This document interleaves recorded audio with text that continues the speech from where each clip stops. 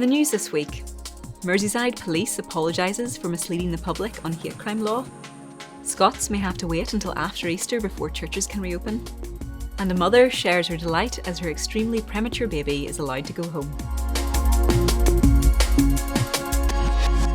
Hello. Merseyside Police have been forced to apologise after launching a new campaign with the slogan, "Being offensive is an offence." When free speech campaigners pointed out the statement was incorrect, the force removed the post from social media. But other misleading posts remain. One says a hate crime is any incident which may or may not be a crime, that the victim or any other person perceives to be motivated by hostility or prejudice towards any aspect of a person's identity. However, the government explicitly states that a hate crime must be a criminal offence.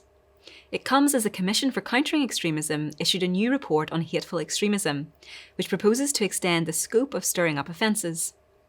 The report calls for new laws to counter hateful extremism, something critics say is incredibly hard to legislate for.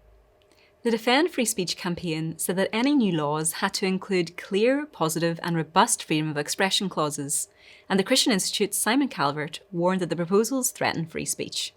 How many times has a Christian explained the gospel and the exclusive claims of Christ, the idea that Christ is the only way to God? And people have responded by saying, well, that's bigoted, that's hateful. And so the word has almost lost its meaning in the public discourse, because hateful often just means an opinion I don't like. And people accuse their political opponents of stirring up hatred, not because they believe it's really true, but because they believe it's a successful technique for silencing their opinions. Scotland's First Minister has announced churches may not be permitted to reopen until after Easter, as the nation eases lockdown restrictions. Setting out Scotland's roadmap out of lockdown, Nicola Sturgeon said communal worship will be permitted to resume from Monday the 5th of April, or a few days earlier to take account of religious festivals such as Easter and Passover. The number of worshippers allowed to gather will also be once again restricted to just 20, regardless of building size.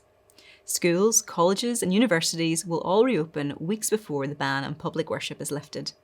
Sturgeon said more restrictions may be lifted later in April, assuming the data allows it, but again on a restricted numbers basis. And finally, the mother of a baby born at 22 weeks has shared her delight at her daughter's progress after they were able to go home. Sophia was born 18 weeks premature, weighing just over 1 pound and measuring 10 inches. Her mother, Agia, said she feared her daughter would not survive, and the tiny baby spent the first 3 months of her life in an incubator.